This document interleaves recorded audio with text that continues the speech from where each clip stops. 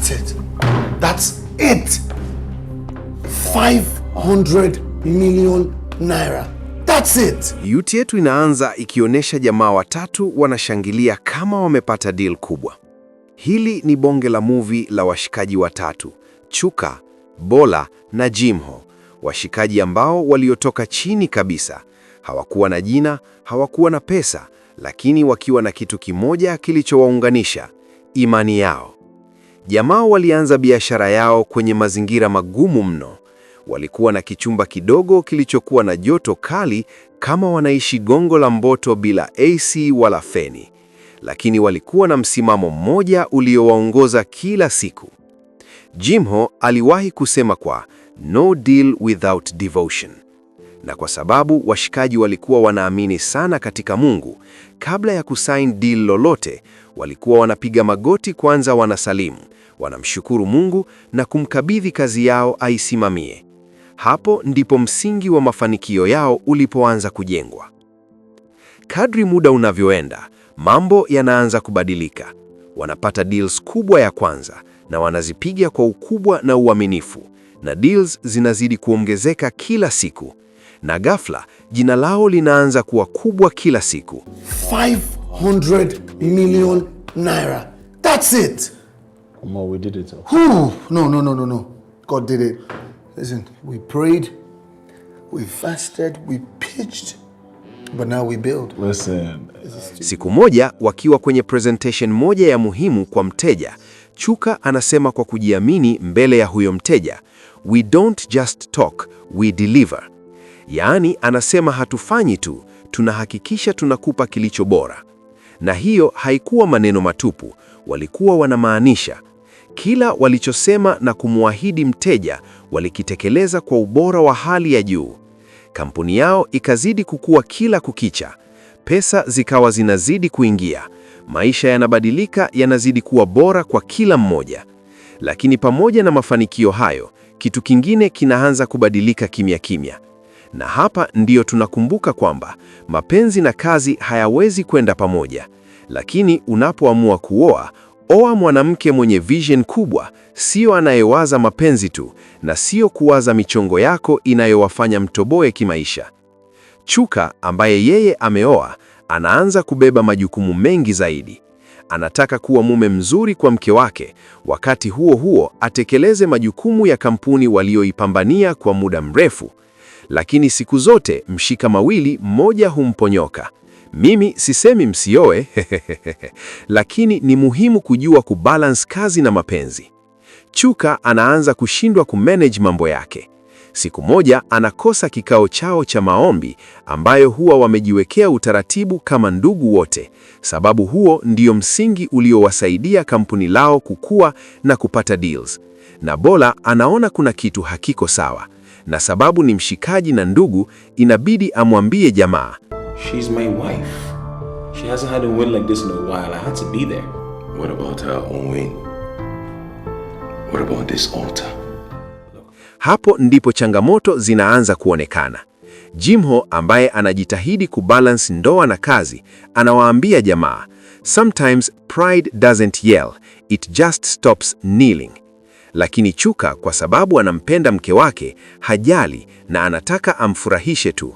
Akipigiwa simu utu, hata kama walikuwa na jambo la maana na wenzake, atasitisha ili aende kwa mkewe bila kujali nini kitatokea. God is not asking you to be perfect. He is asking you to be consistent. Chuka. Mke ambaye Chuka anampa tension na kumjali, yeye hajali kuhusu kazi za mumewe. Anachowaza ni yeye kutimiziwa anachokitaka. Anawaza birthday na mambo yake tu. I was supposed to be in the war room today with my brothers and God. But I missed it because I stayed too long. You stayed for me. They will forgive you. Even God will forgive you. Ngoswe, mapenzi kitovu cha uzembe. Wakati huo huo, jamaa zake wanaanza kuona kwamba sio tu biashara inayobadilika, bali hata mambo anayofanya jamaa. Kwa unayenisikiliza, kumbuka mwanzo nilikuambia chagua mke mwenye vision, si ndio? Sasa, baada ya muda, Jimo pia kapata mpenzi ambaye walikuwa wanafahamiana wakiwa wadogo na wameanza mahusiano. lakini huyu ni binti fulani ambaye anaelewa hustle za mpenzi wake. Tunaona jamaa akirudi home, anamwambia mke wake wamepata deal. Mpenzi wake anamwambia, njoo hapa mpenzi wangu nikuombee. Lakini mke wa Chuka alikuwa akiombiwa kuhusu kazi alichokuwa anakifanya ni kufanya kama anajali, lakini kiuhalisia alikuwa hajali. Zaidi alikuwa anawaza mapenzi tu na maisha ya starehe. Tuachane na masuala ya mapenzi. Sasa jamaa wanapata project nyingine kubwa tena ambayo hawajawahi kupata. Project ya mabilioni ambayo wanatakiwa kwenda kushindana na makampuni mengine ili wapite. Wanarudi kwenye misingi yao kwa muda, wanasali na kujikabidhi kwa Mungu, wanaenda kupresent proposal yao na wanashinda hilo deal. Jamaa wakiwa wana pitch presentation yao, wale wenye deal wanaonyesha kuwakubali sana na kuikubali idea ya washikaji. Wakiwa wamekaa ofisini wanasubiri kwa hamu, wanapigiwa simu kuwa wamelipata deal na watapata pesa yote. Wanarejea nyumbani wakiwa na furaha, wanasherehekea na wapenzi wao, kila mtu yuko juu kwa furaha.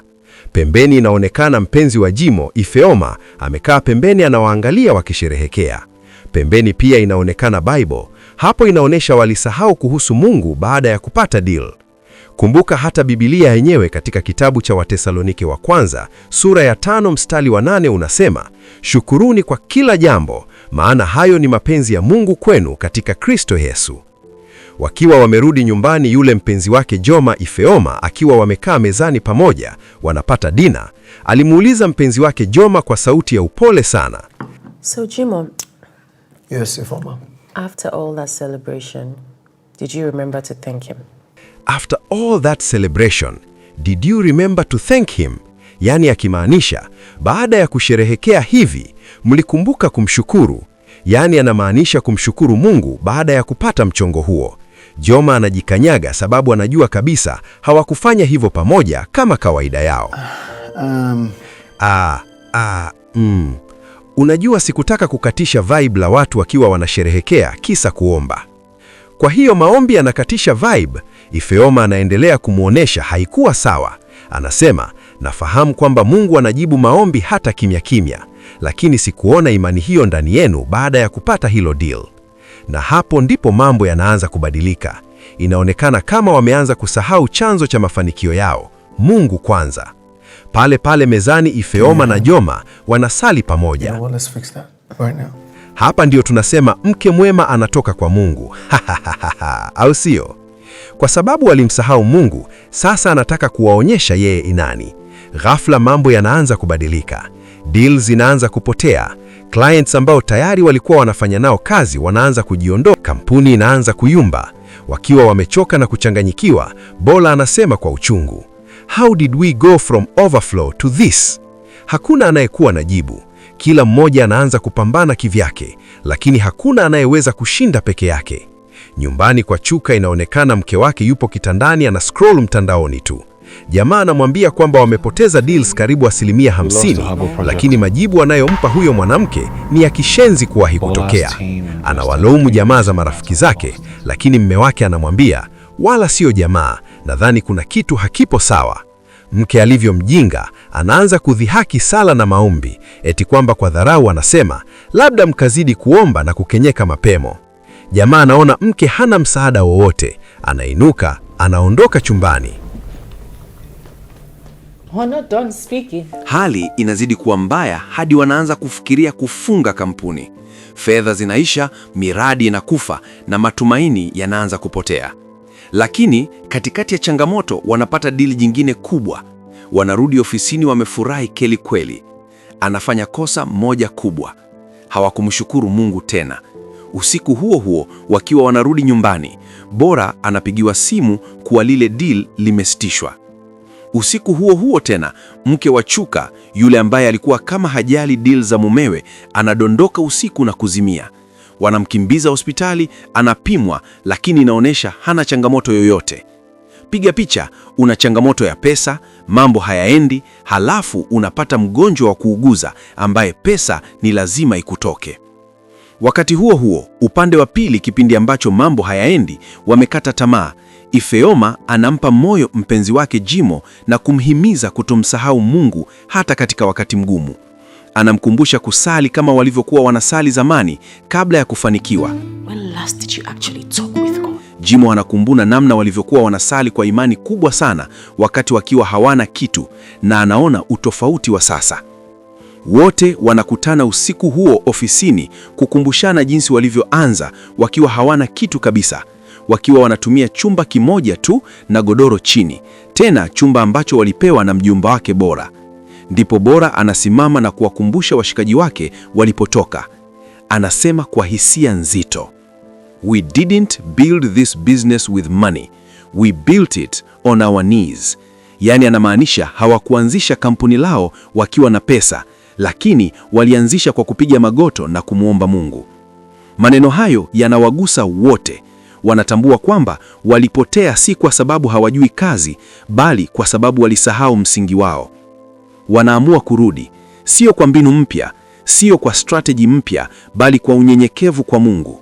Wanarudi kwenye maombi, wakiwa wamevunjika, wanalia na kusema, "Lord, we are back, empty with no plans." Yaani, Mungu, tunarudi kwako tukiwa watupu na hatuna plani yoyote.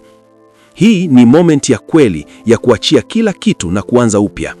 Na usiku huo huo wanaanza kupiga maombi, na mara baada ya maombi simu inapigwa kutoka hospitali kwamba yule mke wa Chuka amepona ghafla.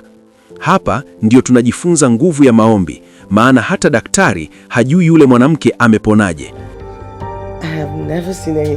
I've never seen anything like this. Hapa ndipo wanaanza kuelewa kwamba kuna kitu kikubwa zaidi ya akili na juhudi zao. Baada ya hapo mambo yanaanza kubadilika polepole. Miradi inaanza kurudi na simu zinaanza kuita. Mwisho wa yote wanarejea kuwa ndugu tena, sio tu kwa jina bali kwa moyo na imani. Chuka akiwa amejifunza kutokana na yote yaliyotokea, anakubali ukweli wake. Na Jimo anahitimisha kwa maneno yanayobeba uzito wa movie nzima. Without God, we all fall apart. With him, we rise together. Yaani, bila Mungu tunasambaratika, lakini katika yeye tunainuka tena. Movie hii inaacha somo moja kubwa. Mafanikio si tatizo, lakini kusahau chanzo chake ndiyo hatari. Unaweza kushinda kila kitu duniani, lakini ukipoteza msingi wako, utaanguka kimya kimya. Na wakati mwingine, njia pekee la kusonga mbele ni kurudi nyuma pale ulipoanza. Tafadhali subscribe ili uendelee kuwa wa kwanza kupata movie hizi.